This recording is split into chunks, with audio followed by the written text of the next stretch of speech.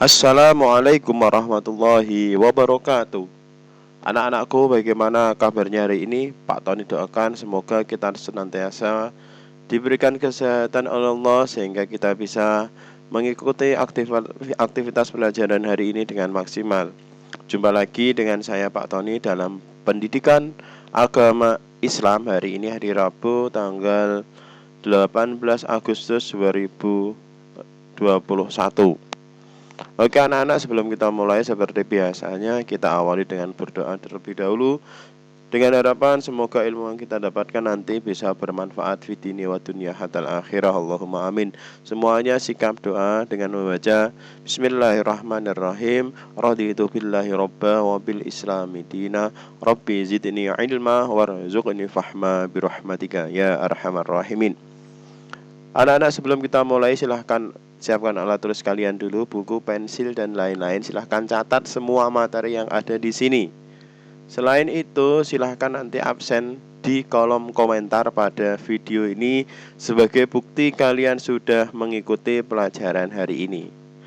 Oke, kalau sudah siap, kita akan masuk bab 2, yaitu mengenal Allah. Ini maaf, kepadanya ini salah. Mengenal Allah dan kitabnya. Cara kita mengenal Allah dan kitab-kitab Allah. Nanti kepadanya tolong gak usah ditulis. Mengenal Allah dan kitabnya, bab 2. Lanjut.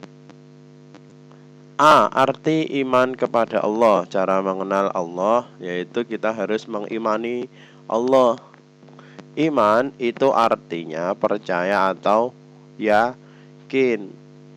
Iman kepada Allah artinya percaya dalam hati adanya Allah dan diungkapkan melalui ucapan, juga diamalkan dengan menjalankan perintah Allah dan menjauhi larangan Allah. Itu arti dari beriman kepada Allah. Yakin bahwa Allah itu ada. Bukti adanya Allah itu apa, Pak? Yaitu adanya alam semesta ini. Gak mungkin dunia ini tiba-tiba muncul. Gak mungkin manusia itu tiba-tiba muncul. Jadi manusia itu melalui proses dalam perut ibu kalian, dan itulah yang memberi nyawa adalah Allah. Itu bukti bahwa Allah itu memang benar-benar ada. Lanjut. Sekarang bagaimana cara kita mengenal Allah?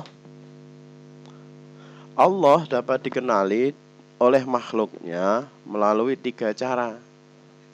1. Lewat ayat-ayat kauniyah, yaitu tanda-tanda keagungan Allah pada alam semesta. Misalnya, kalian tahu bumi bisa berotasi, mengelilingi, berputar pada porosnya. Itu semuanya adalah ada pengaturnya, nggak mungkin tiba-tiba berputar sendiri, yaitu Allah. B. Ayat-ayat kauliyah, yaitu tanda keagungan Allah yang tertulis dalam Al-Quran. Dan C. Melalui Asmaul Husna. Kita akan bahas satu persatu ini nanti. Silahkan dicatat, jangan lupa anak-anak. Di pause dulu, silahkan dicatat. Sekarang yang A, cara mengenal Allah melalui ayat-ayat kauniyah, yaitu dengan cara melihat alam sekitar. Artinya meyakini bahwa Allah adalah Al-Khaliq atau pencipta dan telah menciptakan serta mengatur seluruh alam. Kalian lihat ini tata surya kita. Ada bumi, ada ini matahari, itu berputar sesuai dengan jalurnya masing-masing. Apakah ada yang mengatur? Iya, yaitu Allah. Kalau tidak ada yang ngatur, maka dia akan saling bertabrakan. Allah memberikan garis edar atau jalannya planet-planet masing-masing. Kalian lihat ini ada Gunung Bromo. Gunung Bromo itu ada yang menciptakan. Gak mungkin tiba-tiba ada, yaitu Allah. Seperti kursi, Pak, kan diciptakan oleh manusia, tetapi kursi itu berasal dari kayu. Kayu berasal dari tumbuhan. Tumbuhan siapa yang menciptakan? Yaitu Allah. Jadi sekeliling kita semuanya, kalau kita mau berpikir, sekeliling kita itu adalah ciptaan Allah. Manusia hanya yang diciptakan, makhluk. Jadi kita tidak punya hak. kita adalah makhluk sedangkan Allah pencipta. B. Mengenal Allah melalui ayat qauliyah, yaitu dengan melihat dan mempelajari ayat Al-Quran. Di dalam surat Al-An'am ini dijelaskan ayat 102 menjelaskan bahwa tiada Tuhan selain Allah. Dalam ayat ini menerangkan bahwa Allah itu memang ada. Tiada Tuhan selain Allah. A'udzu billahi minasyaitonir rajim. Bismillahirrahmanirrahim. Dzalikumullahu rabbukum la ilaha illahu khaliqu kulli syai'in fa'buduh wa huwa ala kulli syai'in wakil. Itulah Allah, Tuhan kamu. Tidak ada Tuhan selain Dia, pencipta segala sesuatu, maka sembahlah Dia. Fa'buduh wa huwa ala kulli syai'in wakil. Dialah pemelihara segala sesuatu. Ini yang B, cara mengenal Allah dengan mempelajari ayat-ayat Al-Quran atau ayat qauliyah. Itu dijelaskan semuanya. Kemudian yang C, mengenal Allah melalui Asmaul Husna. Asmaul Husna itu apa, Pak? Asmaul Husna adalah nama-nama yang baik bagi Allah.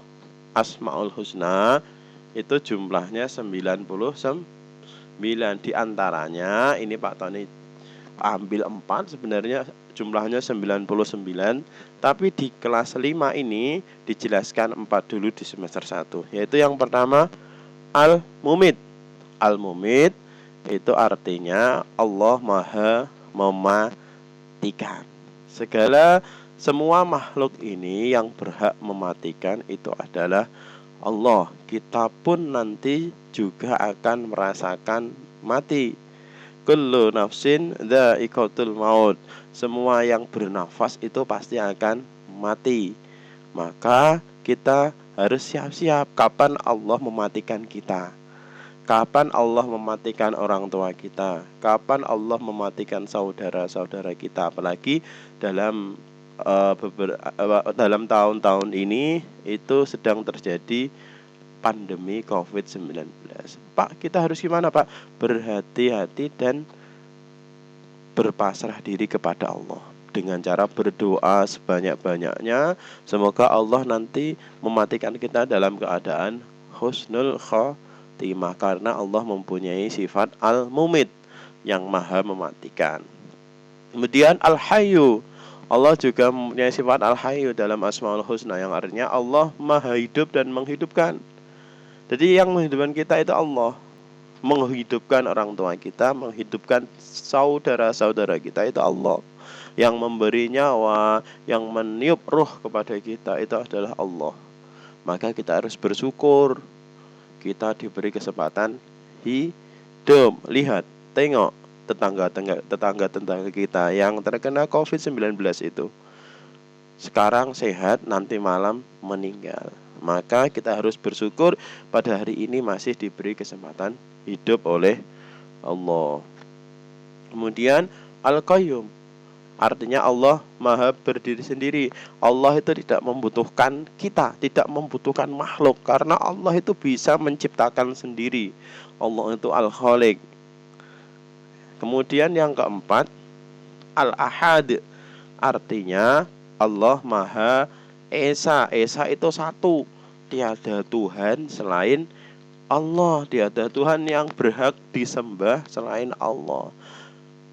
Ingat ini anak-anak, banyak sekali kalimat-kalimat itu yang bisa membuat kita itu tidak mengesahkan Allah, atau istilahnya menyekutukan Allah. Hati-hati kalau kita bilang gini, untung ada saya, kalau nggak ada saya kalian pasti nggak akan bisa masuk sekolah. Loh, kok untung ada saya? Itu kan yang menyelamatkan bukan sampean, tapi Allah. Misalnya menyekutukan Allah, sampean sholat maghrib, kemudian setelah sholat maghrib sampean menyembah pohon, itu menyekutukan Allah. Padahal Allah itu Al-Ahad, yaitu Maha Esa. Kalau sampean menyekutukan Allah, menduakan Allah, maka itu adalah dosa yang tidak bisa diampuni oleh Allah. Allah Maha Esa, artinya Allah itu satu. Oke anak-anak, pelajaran alhamdulillah pelajaran sudah selesai. Silahkan nanti ditulis dan jangan lupa tulis absen kalian di kolom komentar. Setelah itu silahkan kerjakan latihan soal yang ada di Google Form yang Pak Tony share nanti. Sekali lagi anak-anak, kita tutup dengan bacaan tahmid bersama-sama. Alhamdulillahirabbil alamin. Sekian dari Pak Tony. Assalamualaikum warahmatullahi wabarakatuh.